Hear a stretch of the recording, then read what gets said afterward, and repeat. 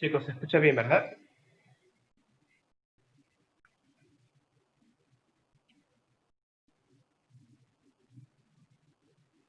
Ya, entonces si se escucha bien, entonces vamos a comenzar.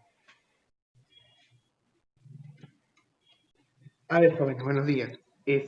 Como ya saben, al terminar la clase tienen su chance para participar, que yo considero bastante. También ustedes saben que las páginas del libro van a estar de la tarea, ¿no? Van a estar, siempre se publican en la plataforma y luego también en el grupo de Facebook, ¿no? Y siempre van a tener que subir sus tareas a la plataforma, ¿de acuerdo? Si por X motivo no pueden, me lo informan por, este, por Messenger, ¿no? O por interno. Eh, buenos días con todos, chicos. Me hace recordar el audio, ¿ya? Si es que hay un problema con el audio, me avisan. Yo estoy en el volumen a tope y acá estoy gritando, así que se debe escuchar bien. Ya, a ver, jóvenes. Entonces, vamos a hacer algo. Miren, de repente, si es que tú no has estado atento a las clases, o de repente no, hay cosas que no entiendes, o solamente pasas las clases por decir, bueno, ya, a ver qué es lo que se entiende, o no lo tomas importancia, porque no has entendido, ojo, no porque no te interese el estudio, digo porque no hayas entendido algún tema, esa es tu oportunidad, ¿ya? Voy a hacer una especie de esquema o de resumen de lo que hemos visto para que entiendas de qué se está hablando. Así que si no has entendido nada, entonces este tiempo de historia universal, pues ahora es tu momento, ¿no? Tu momento ha llegado. Algo simple vamos a hacer, mira.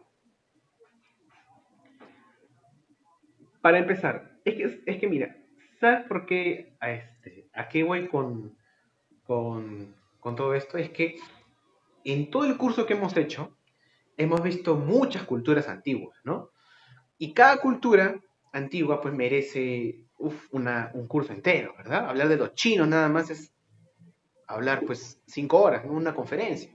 Pero ese no es el caso, ¿no? El caso es resumir y dar los puntos más importantes para que tú lo tengas pues presente. Ahora, eh, como hemos visto tantas culturas tan importantes en tan poco tiempo, de repente un poco estás mareado, ¿no? Y es normal, eso pasa en todos los cursos, ¿no? Hasta lo más fácil es como historia, porque yo considero el curso de historia como un curso muy fácil, ¿no?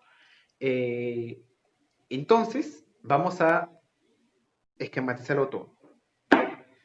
¿Qué es la historia? Empecemos desde ahí, ¿no? ¿Qué es la historia? Es una ciencia que se dedica a qué? A investigar, a corroborar, a pues recolectar todos los hechos sucedidos, ¿no? En el pasado, ¿para qué?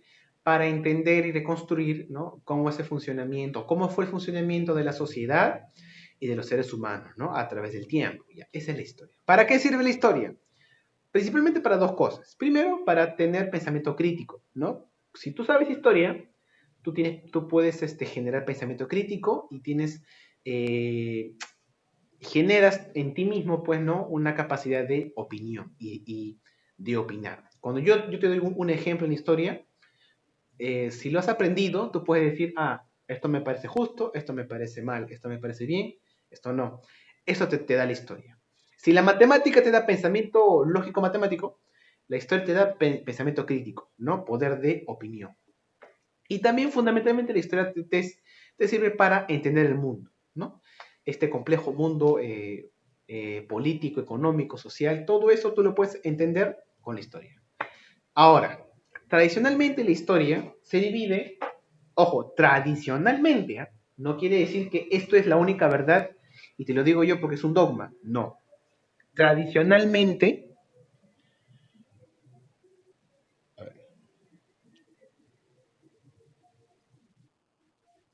ya, tradicionalmente la historia se divide en, ¿qué cosa? 4 edades. Perfecto. Edad antigua, que hemos visto en todas nuestras clases de historia universal. Edad media, que vamos a empezar hoy día. Edad moderna y edad contemporánea. Antigua, media, moderna, contemporánea. Esta es la división tradicional de la historia. Según la división tradicional, nosotros nos encontramos acá en la edad contemporánea, 2020, el año más extraño de la Tierra, ¿no? De la historia, el 2020. Ya. Ya. Y según este esquema también, ¿no? Antes de la historia que había prehistoria, ¿no? En todo nuestro curso, ¿qué hemos hablado? Hemos hablado de la prehistoria y de la edad, y de la edad antigua, ¿cierto? Correcto. Todos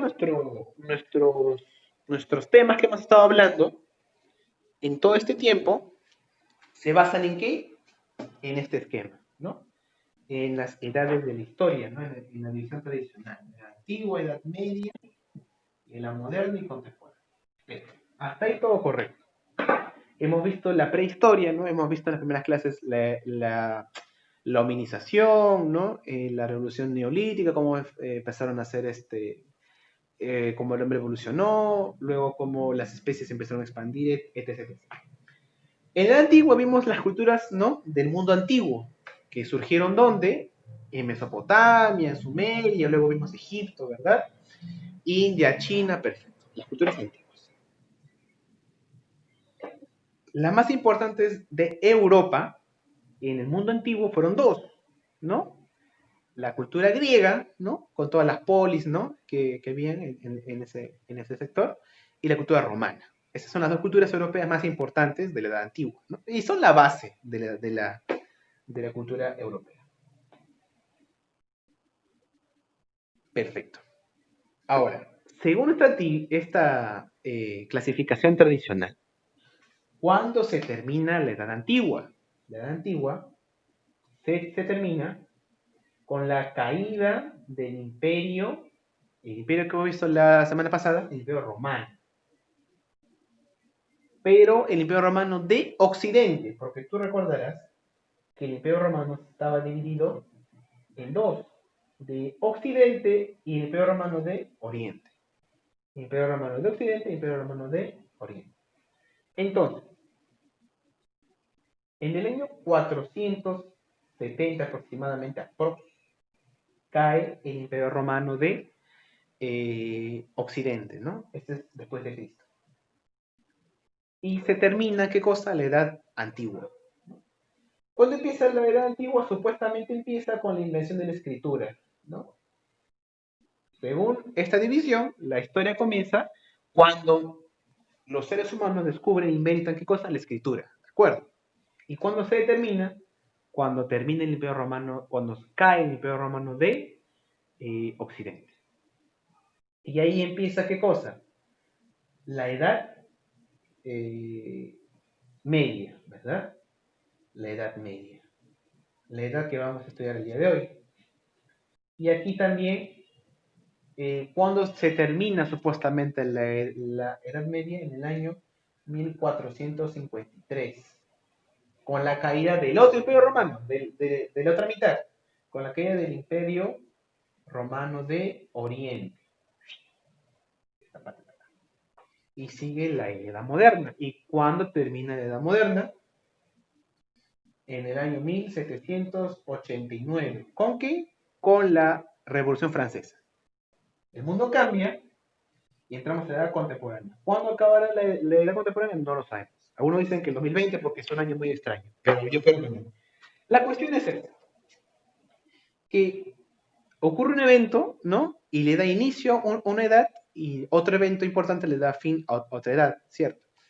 Pero tú, como eres un chico cuestionador, que sabe interpretar las cosas y es un chico inteligente, un alumno o alumna inteligente, te darás cuenta de que esta división tiene muchos errores.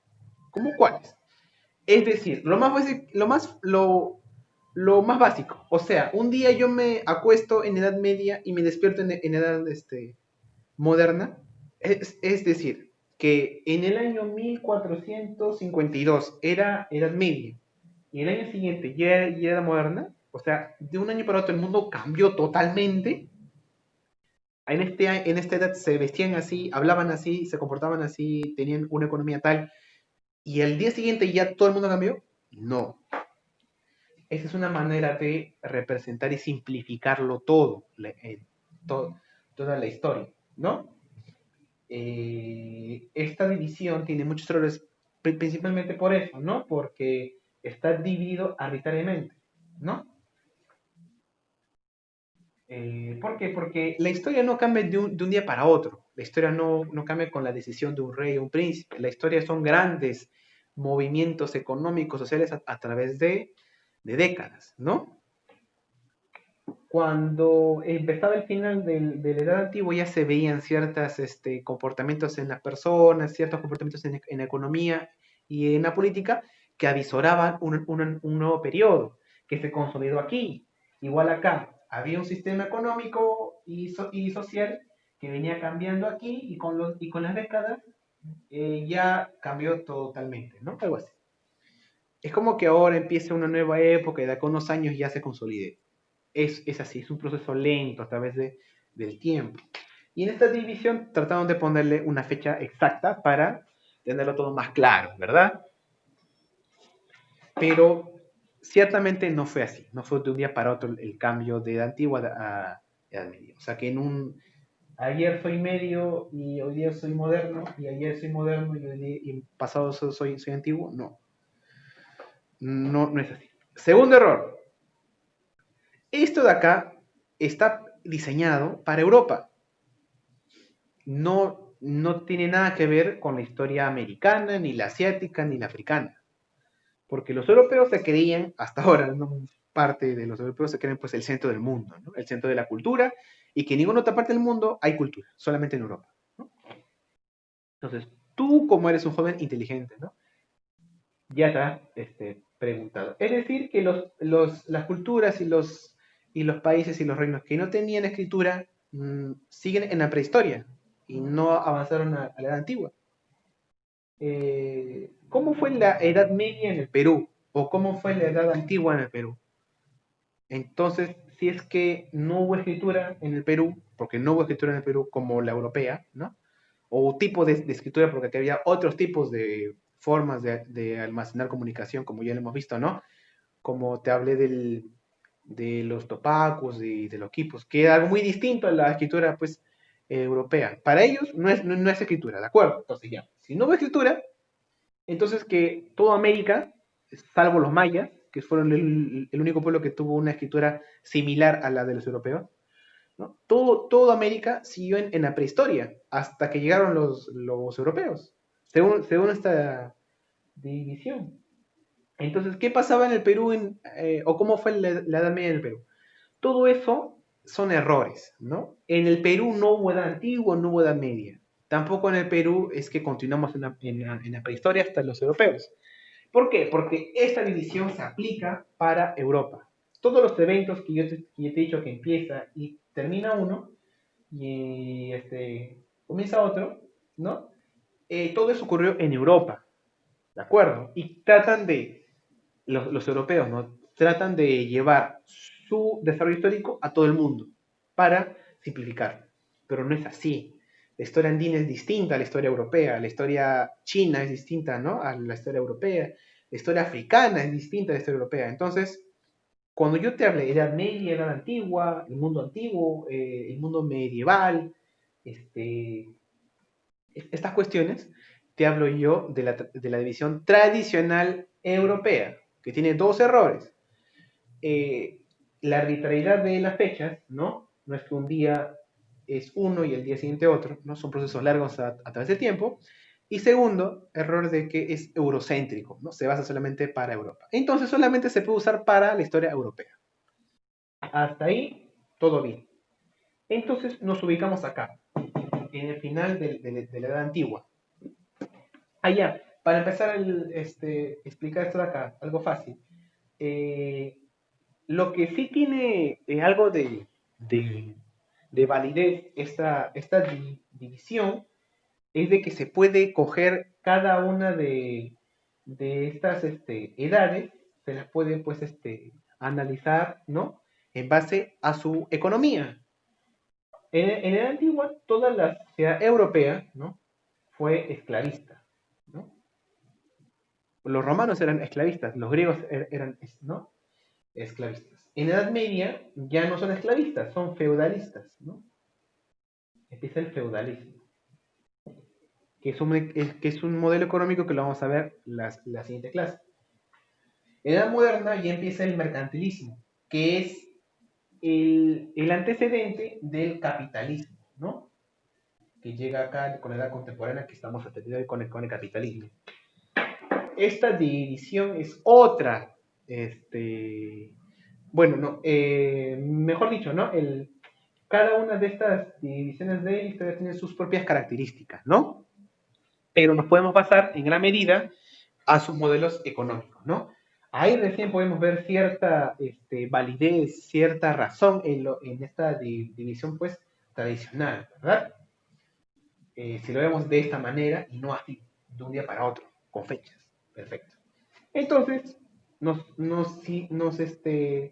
situamos aquí en el Imperio Romano. Se dividió en dos, ¿no? ¿Qué pasó? Los pueblos que vivían en las fronteras del Imperio Romano, ¿no? Estamos acá en la antigua, mira, los pueblos que vivían en las fronteras del Imperio Romano eran muchas etnias distintas que venían del norte de Europa, de Asia y hasta del norte de África. Ahora, los romanos, como eran tan soberbios, tan autocomplacientes, ¿no? Tan,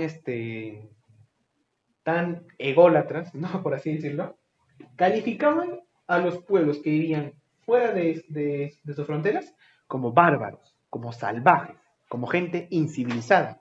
Les decían, pues, paganos, ¿no? ¿Quiénes eran estos pueblos? Los germanos, los eslavos, los visigodos, los ostrogodos, los francos y los anglosajones. Estos bárbaros, eh, por así decirlo, salvajes, ¿no? Vivían en las fronteras del Imperio Romano. No formaban parte del Imperio Romano. Entonces, como el Imperio Romano había absorbido la cultura de los griegos, tenían pues filosofía, tenían arte, tenían museos, templos, palacios, filosofía, cultura, historia, escritura, bibliotecas, y todo era cultura y lujo. Los romanos de la época creían que ellos eran el centro de la cultura y lo que estaba fuera de su imperio no era cultura. Cosa que al día de hoy sabemos que no es así. Cada pueblo genera su propia cultura. Pero en esa época los romanos creían que ellos solamente tenían cultura, porque tenían todo eso que ya te he mencionado. Entonces, los pueblos como los vikingos, como los hunos, ¿no? Los francos, que viven fuera, que andan en caballos, que andan en tribus, que andan con sus gallinas en el cuello. Los romanos veían a esos pueblos como bárbaros, incivilizados, que no saben, que no son seres humanos civilizados como nosotros los romanos. Pero ¿qué pasó?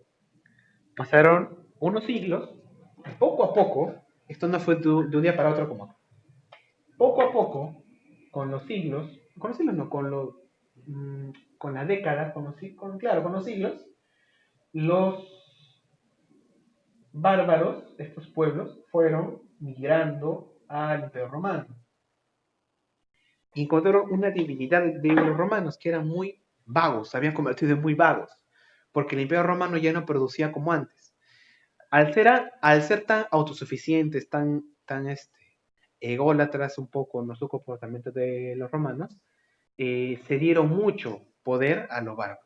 Ya no querían hacer trabajos, las élites romanas no querían hacer el mismo trabajo que hacían, por ejemplo, los migrantes. Entonces, tú de Roma al final, en la decadencia ya de Roma, si tú ibas a la ciudad de Roma o a cualquier parte del Imperio Romano, veías que ya no era como antes, que en Roma, pues, el que te limpiaba la casa era un romano, tu sirviente era un romano, tu soldado era un romano. No, en esta época y el final de la antigua, el sirviente era un ostrogodo. El que te limpiaba la casa era un anglosajón. El que era el parte del ejército era pues un germano, un vikingo. Los migrantes habían llegado, habían calado en la sociedad este, romana y trajeron trajeron mucho de su cultura al Imperio Romano. Y con los siglos, esto se hizo más evidente. Ya cada vez quedaban menos latinos, que eran parte de la etnia romana, quedaban muy pocos, y en el poder solamente había muy pocos. Y cada vez las tradiciones, la cultura de los bárbaros fue calando en el Imperio Romano, hasta que con el tiempo se fue desmoronando el Imperio Romano, y se fundaron nuevos reinos, como el reino de los francos y el reino de los visigodos, acá actualmente en lo que es Francia, y de los anglosajones, acá en Inglaterra. Esto te parecerá muy raro que unos migrantes formen un estado, pero puede pasar y ya pasó en la historia. Te pongo un ejemplo para que lo tengas bien claro en la actualidad, ¿no? Esto que pasó en Roma, te lo pongo en la actualidad. Tú sabías actualmente, ¿no?, que Estados Unidos, el segundo idioma más hablado, ¿cuál es? El español.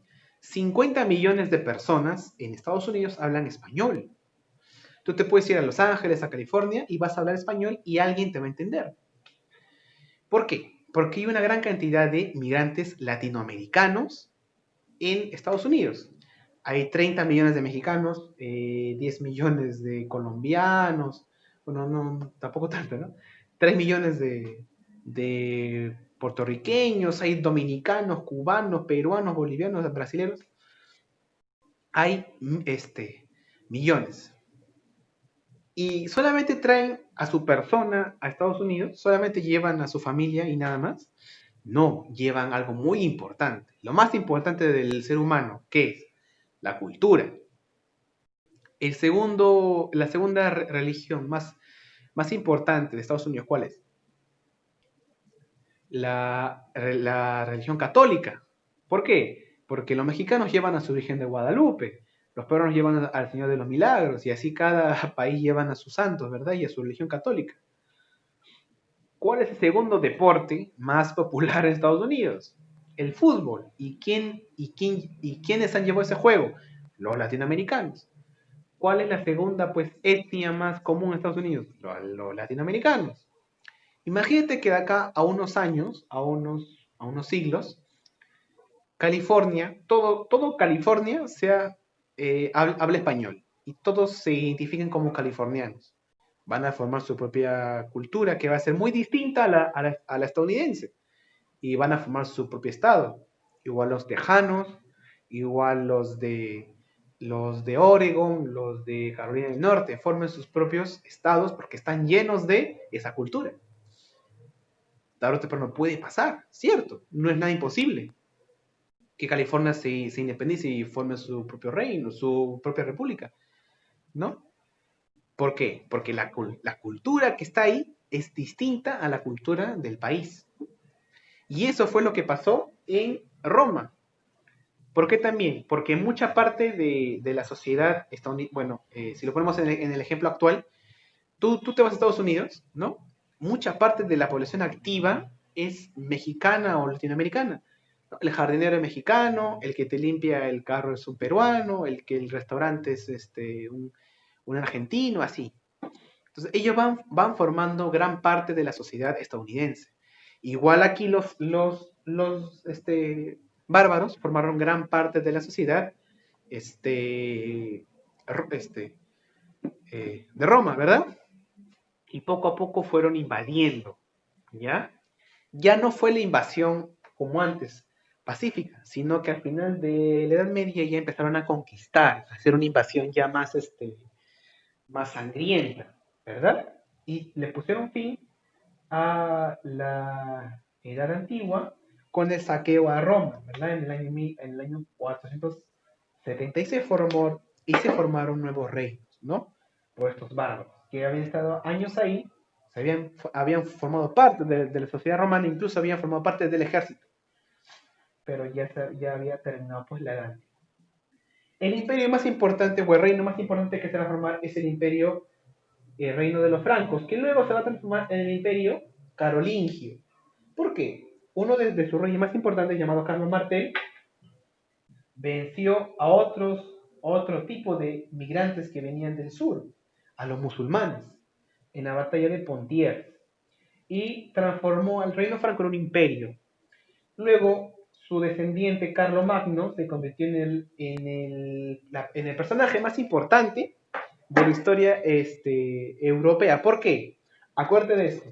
Carlomagno difundió y consolidó el feudalismo en esta parte de Europa.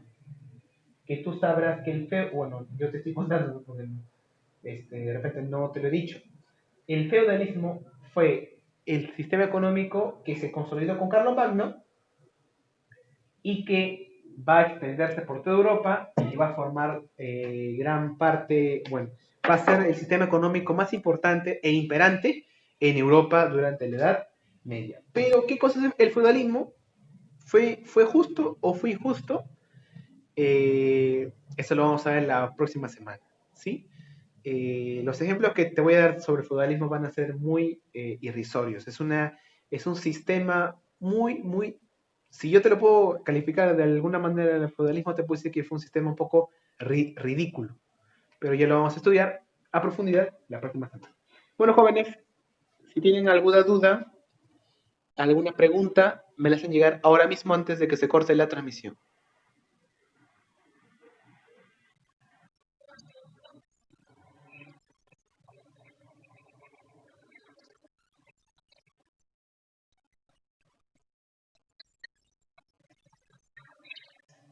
No, solamente esto aplica para Europa y para Egipto y Mesopotamia, o sea, Asia Menor.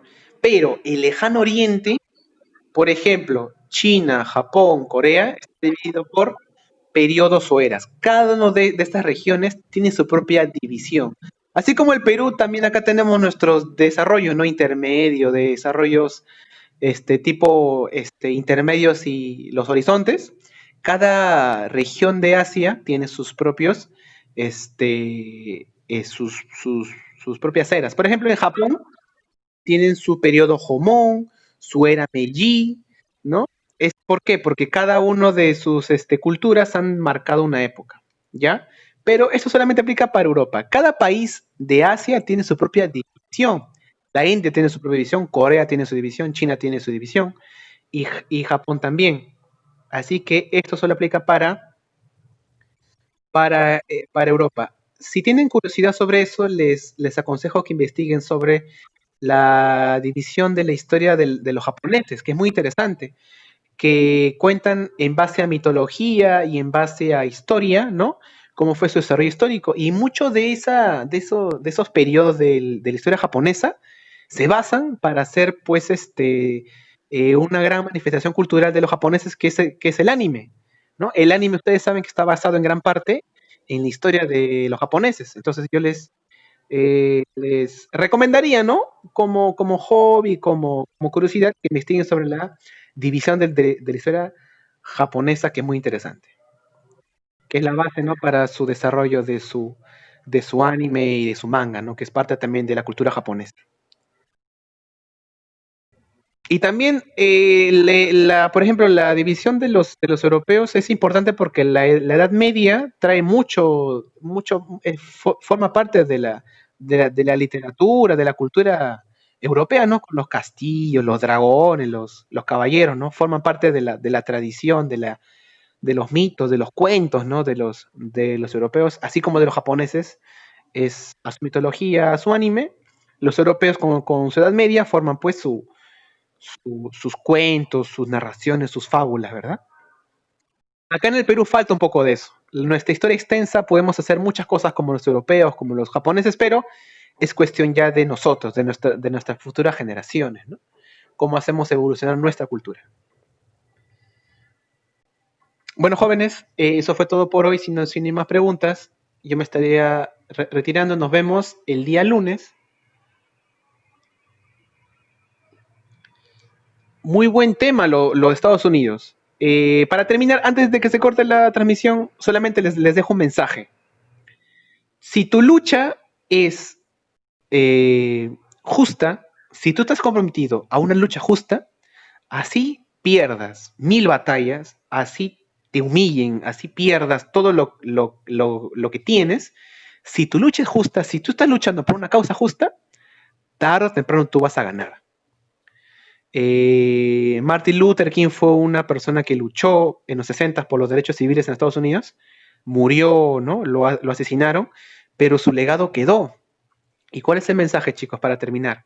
Si tú luchas por algo justo, aunque tú pierdas, aunque tú creas que estás derrotado, si por lo que tú luchas es realmente justo, tú vas a prevalecer. Yo creo que por lo que están luchando las poblaciones, las minorías de Estados Unidos, yo creo que por lo que luchan es justo.